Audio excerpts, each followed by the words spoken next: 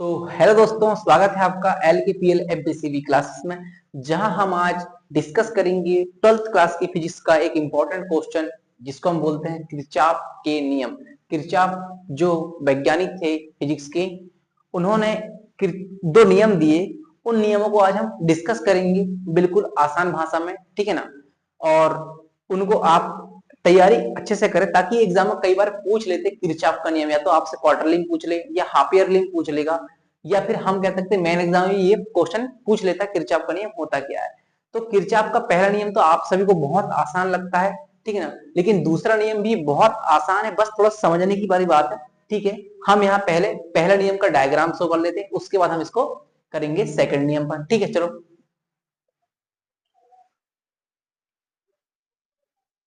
चलो भाई, एक डायग्राम आपको यहाँ पर शो हो रहा है, ठीक है ना।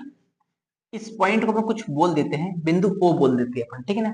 तो ये डायग्राम क्या बोलता है, देखो पहला नियम यही बोलता है कि किसी परिपथ, ये कोई परिपथ है मान लो, किसी परिपथ के किसी एक संधि पर, किसी एक संधि पर आने वाली विद्युत धाराओं का बीजगणितीय योग, आने वाली और गुजरने वाली है, ठीक है ना।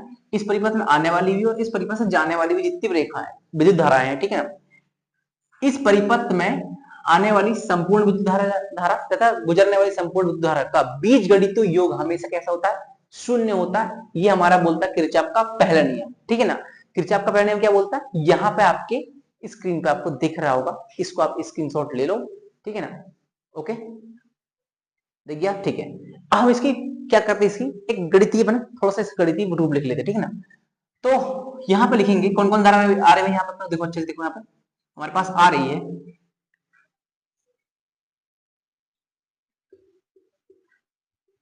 I1, ठीक है ना, ये आने वाली है, ठीक है ना, I1, फिर ये I2 plus I3 plus minus, sorry plus का लिखेंगे, ये जाने वाली, सॉरी जाने वाली है ना, ये भी जाने वाली, ये भी जाने वाली है। फिर यहाँ पे आने वाली है I4 और ये I5 जाने वाली है, इसलिए ऐसा बनेगा, ठीक है ना। इनका बीजगणितीय योग, इनका जो बीजगणितीय योग कैसा होता है हमेशा, शून्य होता है, हम ऐसा कहते हैं, ठीक है ना। लिखेंगे यहाँ पे I1 plus I4 equal to हो जाएगा I1 प्लस I4, इन सबको इस साइड पक्ष में क्या जाएगा, माइनस में आएगा, तो I2 plus I3 plus I4, ये दोनों एक दूसरे के, सॉरी I5, सॉरी ये एक दूसरे के बराबर होती है, ठीक है ना। इनका बीजगणितीय योग कैसा होता है, हमेशा शून्य होता है। यही हमारा क्या होता है, किरचॉफ का पहला नियम होता है। इसको मैं लिख देता हूं यहाँ पे कि, ठीक है ना, क्या होता है, किसी विद्युत परिपथ,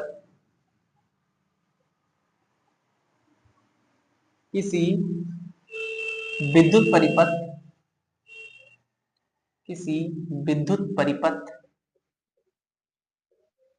परिपथ में मिलने वाली, परिपथ की, किसी विद्युत परिपथ की संधि,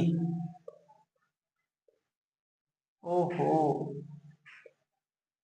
संधि पर मिलने वाली समस्त विद्युत धारा, सभी धाराओं का बीजगणितीय योग,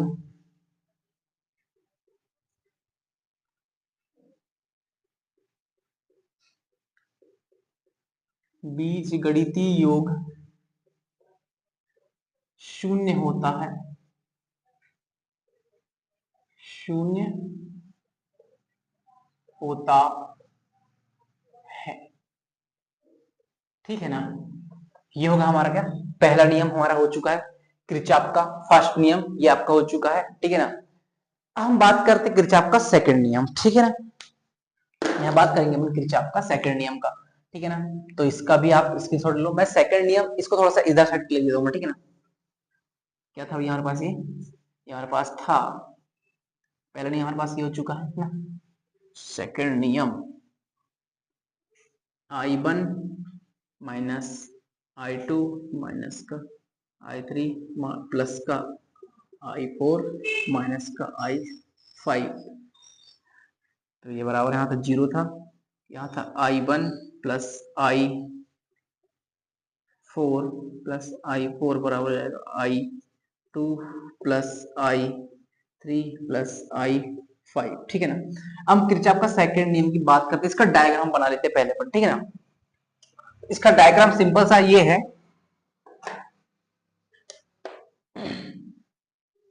मैं पेन का इस्तेमाल कर लेता हूं भैया, ठीक है ना। डायग्राम कुछ कोई खास नहीं है, इसमें आपका प्रतिरोध आएगा, ठीक है ना, और धारा आएगी, और एक विद्युत वाहक बल, तीन चीज आने वाली और कुछ नहीं आने वाला, ठीक है ना। तो यहां लिखेंगे, बनाएंगे यहाँ पे एक बंद परिपथ होना चाहिए, बस बात नहीं खत्म, ठीक है ना। एक बंद परिपथ होना चाहिए, बस इतना बस याद रखना अपने को।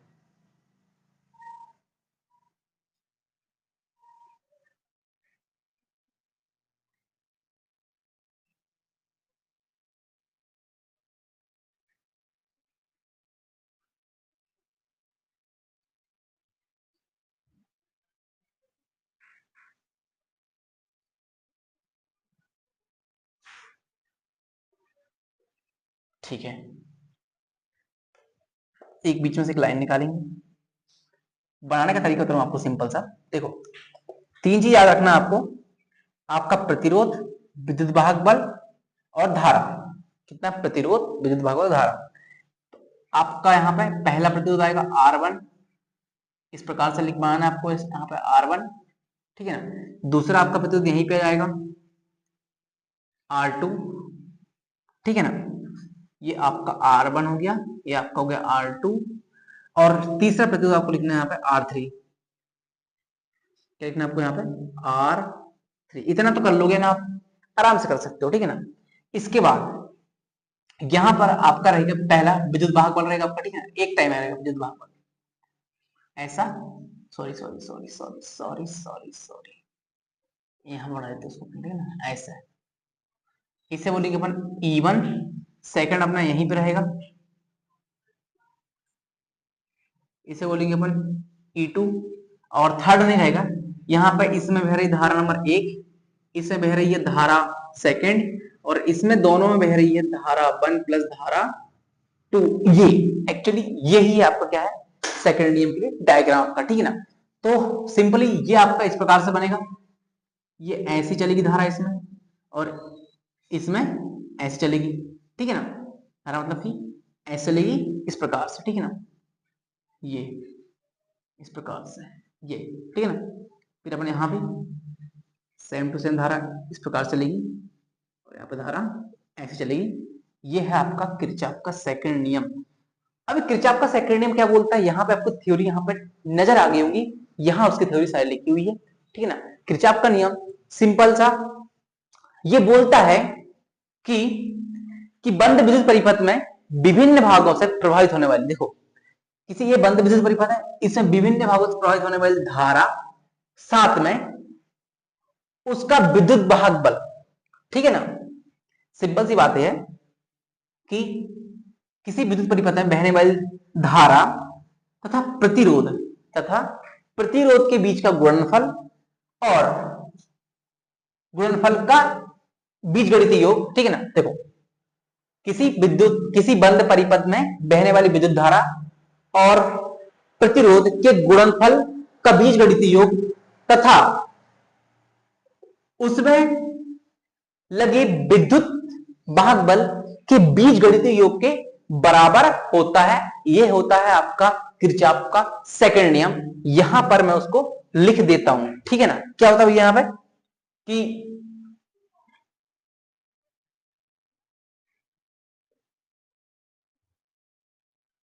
विद्युत परिपथ, क्या लिखूंगा यहां पे, विद्युत परिपथ, परिपथ में बहने वाली, परिपथ में बहने वाली या विभिन्न भागों में बहने वाली धारा धारा, विद्युत धारा, ठीक है ना, धारा और तथा परिपथ का गुणनफल, ठीक है ना, विद्युत परिपथ में बहने वाली धारा तथा तथा परिपथ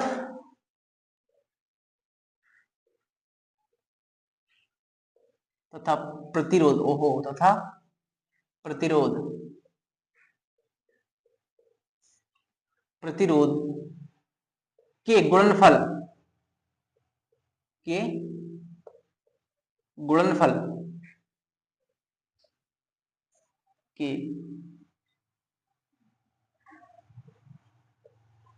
गुणनफल का बीजगणितीय योग,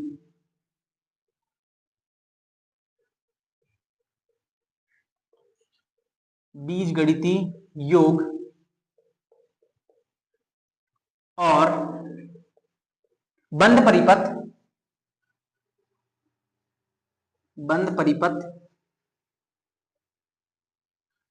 बंद परिपथ में उपस्थित विद्युत वाहक बल, बंद परिपथ में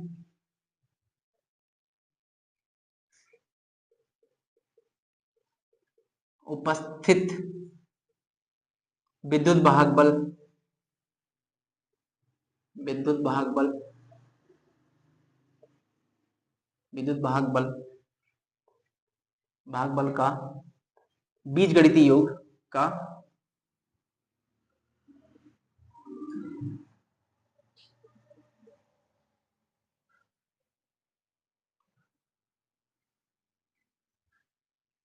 बीजगणितीय,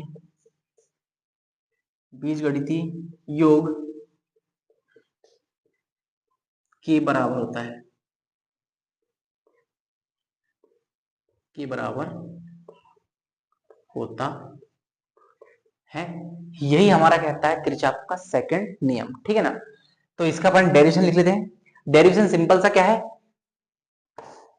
इसका डेरिवेशन हमारा होता है सिंपल सा I1, I1 प्रतिरोध धारा और दोनों होना चाहिए। अपन लिखेंगे विद्युत परिपथ में बहने वाली धारा और प्रतिरोध का गुणनफल, क्या लिखेंगे यहाँ पर, क्या लिखेंगे अपन, R1, R1 के साथ क्या है अपने पास, धारा I1 है, सॉरी ऐसे लिखते हैं उसको, I1 R1 माइनस, ठीक है, बीजगणितीय योग होना चाहिए, जोड़ना हो चाहे घटाना हमको, ये चाहिए हमको ओनली फॉर, ठीक है, I1 और साथ में क्या अपने पास I2 R2, ठीक है ना, I1 I2 R2। इसके बाद हमारे पास